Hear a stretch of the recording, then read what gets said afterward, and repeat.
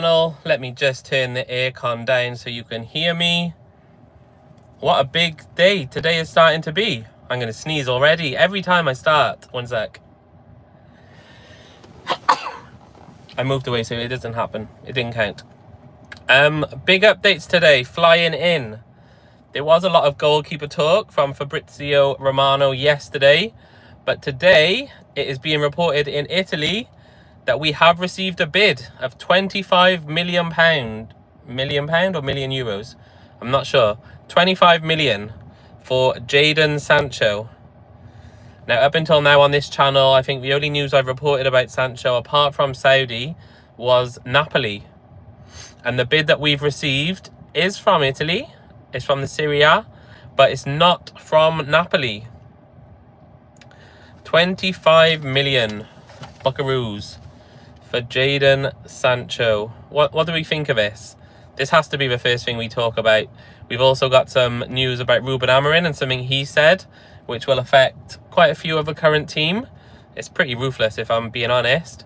There's also talks about a goalkeeper and a goalkeeper leaving as well. So potentially one in, one out on the goalkeeper front. But as I said, we will start off with Jadon Sancho. I said it wasn't Napoli who have made the bid. It is somebody else in the same league based in Italy. We knew Napoli have been linked to him quite a lot. But the bid has come from Juventus. Basically, it says they now need to persuade the player. Manchester United seem happy with the money. 25 million is what's being quoted. Don't forget, we already had the 5 million from Chelsea. So potentially, if this is 25 million pound with the 5 that we've got, we could potentially be getting 30 million for Sancho, which isn't bad business. But in terms of the update, this is coming from Di Marzio in Italy. They have said the Italian club are back in for Jadon Sancho after failing to sign him last summer. We know they were interested previously, but recently it's only looked as if Napoli were the only club trying to take him. We know Napoli is still interested in the English winger, but could Juventus hijack the Napoli deal? Apparently, Juventus are happy to pay the 25 million, which is very refreshing from a Man United perspective, because lots of clubs seem to think, oh, United won 25, United won 30, let's offer 7. So I think Juve are just trying to prove a point here. They're just trying to get in, get the deal done. They know Napoli are interested. They probably also know that Napoli are also looking at Garnacho and Grealish. But save beating around the bush, just put the money up. If you want the player, just come and get him. It is refreshing, as I said, for Manchester United to actually be offered some money. But if the rumours today are true, an offer has already been made. Will Manchester United accept this offer? Personally, we have to. Anything to get Sancho out of a club or off the books, I think, is amazing. I'd sell him for £0 just to get him off the wages, because we're going to lose him next season anyway when his contract's up. But if we can get potentially 25 million for him, which would obviously help, we have to do it. Napoli, this could force them to make an offer as well. They may come in with the same amount, which when you think Sancho, Garnacho, Grealish, none of them are going to be 25 million apart from maybe Sancho. They did say previously they wanted to loan him, but they were potentially exploring the permanent deal market. So maybe Juventus acting now is going to force a counter-strike from Napoli almost. And United can be the ones getting a little bidding war going instead of us always seeming to be involved in them. And then hopefully if we do get 2 offers in, it will be down to Sancho who he chooses, which project he prefers, whether he wants to go and meet Scott McTominay again, or whether he wants to follow in the footsteps of Cristiano Ronaldo, Aaron Ramsey, and some other Premier League greats who have joined Juventus. I did also say there was a Ruben Amorim update, so we'll go to that now. He has come out and said today that Garnacho, Rashford, Sancho and Antony, if they haven't been sold by pre-season, they will not be coming on tour. He said they've got no future in the team. They're not part of his plans. So if they don't find a club, they're training on their own at Carrington while the team are away. Personally, this needed to be done. I said this on another video, something similar. They've got no part in his plans, so why are we taking them on tour? Yes, there's some big names there who some fans across the world would want to see, but ultimately, pre-season, as much as it is making money and letting fans outside of the UK see the team, this needs to be where we fine tweak the team, we get everybody gelling, we bring the new players in, we maybe put into practice some of the formation and the positions that we're going to play next season. And if we're taking people there who we know are not going to feature, it's just pointless, isn't it? It's going to take away from the players who should be playing, because we have to give everybody game time. We're going to have to keep their fitness up. So personally, as ruthless as it may be, him saying that if they don't find a new club or they're not sold by pre-season, they're staying in Carrington, I feel puts a lot of emphasis on the agents to try and find deals, try to find new clubs to move them on to. It basically says move on or get left behind. So hopefully we will see a couple more offers coming in.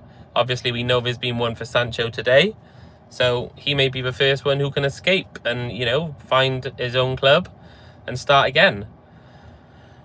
Personally, I agree with Amorim. I think this is what needs to be done. He's obviously saying, I'm in charge, you're not featuring next season, you're not coming on tour. So it's on you to find a club, find a deal. We know obviously Rashford was linked to Barcelona. That seems to have flopped. I think Nico Williams is their latest target. Anthony, he was linked to everyone at the start, wasn't he? With Real Betis looking the most promising, but again, that seems to have hit a little bump in the road. Doesn't seem like much movement going on there. Garnacho as well, he was a promising one. I did record a video about maybe PSG, but I think that was more wishful thinking as opposed to an actual deal. He has said he wants to stay in the Premier League, and we know Arsenal and Chelsea were interested. Whether they still are, who knows? They're also busy doing other things, so maybe it'll just be a case of waiting. They will have to go to Carrington while the team tour. They will have to train by themselves, keep their fitness up. But ultimately, just to recap, Ruben Amorim has said if they're not part of a team for next season, if they're not in his plans, they will not be coming on tour. They will be staying in Carrington while their agents try and find other clubs. So basically putting the emphasis on the players, saying you need to move on, you're not going to play, use your agent and find a club. Last thing I wanted to talk about today, Manchester United are in talks with Emi Martinez. Obviously, we all know the Aston Villa goalkeeper. Initial contact has been made between Manchester United and representatives of Emi Martinez and Aston Villa. Apparently, Fabrizio has put an update out saying the player is ready to say yes to Manchester United. So he is interested. I know we were linked to him before we got Onana, and obviously the interest is still there. And we also know that Aston Villa have to sell to comply with PSR, and it looks as if Martinez might be the player they look to cash in on. Another interesting point about this, there's only 10 days left of June, and then after June, as soon as July hits, it's going to go on to the next year. So any money they can make now will massively help them in terms of the season that's just ended. So if they can sell him, and I don't know what type of figure they would be expecting, personally I'd say maybe 8, maybe 20, 25. I wouldn't really want to go to like 30 plus, because I think he's 32 or 33 at the moment, which in terms of goalkeeper is still young. He may not have even reached his prime yet, but I wouldn't want to pay 30 to 40 for him. But obviously Villa do need to cash in, same as they did last season with Douglas Luiz. Yeah, so hopefully we may also see a quick rush deal to get this done whilst it's still June, before we get to July. So we'll have to watch the space on that one, but it does seem pretty promising. We have been linked to him already this season. There's a couple of videos on this channel about it, which is a bit of a tricky one for Andre Onana, because recently he said, will I be there? Who knows? I don't know. And then last couple of days, we had an update from Manchester United saying that he wouldn't be sold, he would be staying. But I think that was just because we struggled so much to find a club who will actually take him on for his wages, for the fee, for us to sort of clear our debt of him. Essentially, we would need to get money in. And I just don't think anyone's going to pay it. From the season he had last year, he hasn't really put himself in the shop window. He hasn't you know, shone the best light on him. So I think we are going to struggle to find a club who want him. However, I think if we bring Martinez in as our number one goalkeeper, that is only going to force him or his agent to think, well, I'm not going to be starting anymore. I'm not going to be a number one goalkeeper. I can't compete. Like last season, both our goalkeepers were poor. So even though our main goalkeeper went through a very bad patch, the backup goalkeeper was also not doing great. So for him to do that bad and keep his spot shows how bad both goalkeepers were last season. So thank you, Eric, for that. However, if he knows we're bringing in a World Cup winner who's Premier League experienced and still at a decent age in terms of goalkeepers, he's going to worry. Don't forget, when he was at the AFCON Nations, AFCON, whatever it's called, tournament, he came back early because he was worried about losing his place. He was in a bad place again, seems to be consistent. And he actually came back as soon as he could to get back for Manchester United. So the fact that he obviously worries about that and he wants to play, is he going to speak to his agent and say, well, if this deal goes in and they bring in a goalkeeper, you'd have to think my time is done. So find me a new club. And then maybe he can be a bit more relaxed on the wages. We may be able to get rid of him, which is what I'm trying to say, which would be amazing. Not forgetting, obviously, the first 3 games of next season, we start off with Arsenal. So if we do get Emi Martinez in, he's going to be banned for potentially 3 games.